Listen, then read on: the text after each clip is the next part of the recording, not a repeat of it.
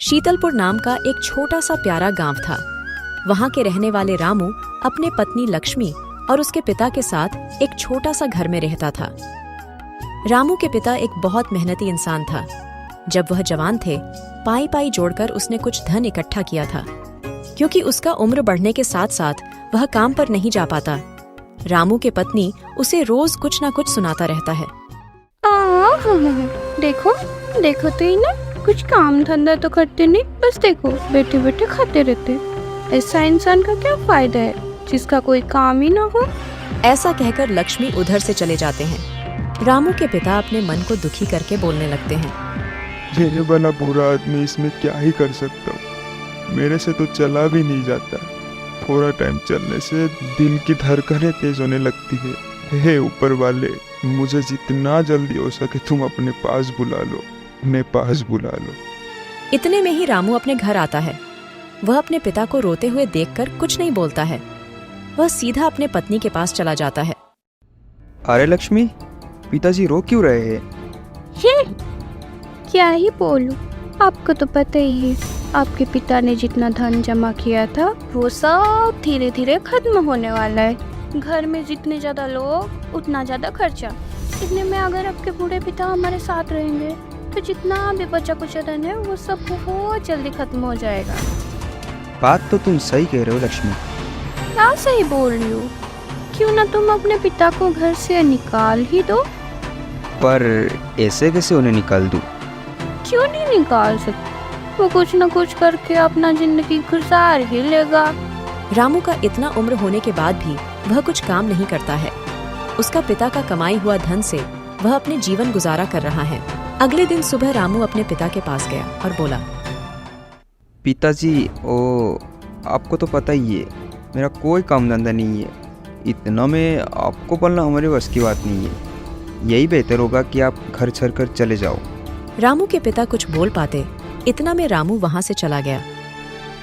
हे ऊपर वाले, ये दिन देखने से पहले मैं मर क्यों नहीं जाता? अब मैं क्या करूं? कहाँ जाऊं? कोई तो मेरी मदद करो। ऐसा कहकर रामू के पिता घर छोड़कर जाने लगता है। अच्छा हुआ बुढ़ा चला गया, अब तो मैं सुकून का जिंदगी जीऊंगी। मेरे तो मजे ही मजे है। रामू के पिता एक जंगल के बीच में से चलने लगता है। वहाँ एक बाबा को पैर के नीचे बैठा हुआ देखकर उन्होंने बाबा के पास जाकर बैठ जाता है। आपको देखकर ऐसा लग रहा है कि आप बहुत भूखे हैं। अब मैं क्या बताऊं? मेरे खुद के बेटा और उसके बहू ने मिलकर मुझे अपने घर से ही निकाल दिया। अब मैं क्या करूं? कहाँ जाऊं? मेरे पास आपको देने के लिए कुछ भी नहीं है, पर आपको मैं एक उपाय जरूर दे सकता हूँ। उपाय? कैसा उपाय? बाबा ने रामू के पिता को एक उपाय दिया। वो फिर से अपने घर के ओर चल पड़ा। अरे आप तो चले गए थे ना घर से, फिर से क्यों वापस आए? हाँ, पर जाने से पहले कुछ बोलना था तुम लोगों को। क्या है, बोलो। गुप्त धन। क्या गुप्त धन? हाँ बेटा, एक ऐसा खजाना जो तेरे दादाजी ने तेरे लिए रख के गया था। तेरे दादाजी ने मेरे को बोल के गया, बेटा ये मैं अपने पोते के लिए रख के जाता हूँ। जब तेरा भी समय आएगा ऊपर वाले के पास जाने का, उससे कुछ ही दिन पहले तू ये गुप्त धन के बारे में उन्हें बताना। तू जितना दिन ज्यादा जिएगा, ये धन का मूल्य उतना ही ज्यादा बढ़ेगा। आज मैं ये तुमको बताने आया हूँ। मैं तो जाऊंगा और शायद ज्यादा दिन जिंदा भी ना रहूं। क्या? जितना दिन जिएगा उतना मूल्य बढ़ेगा? अरे अरे पिताजी, आप कहाँ जा रहे हो? और आपको क्या होगा?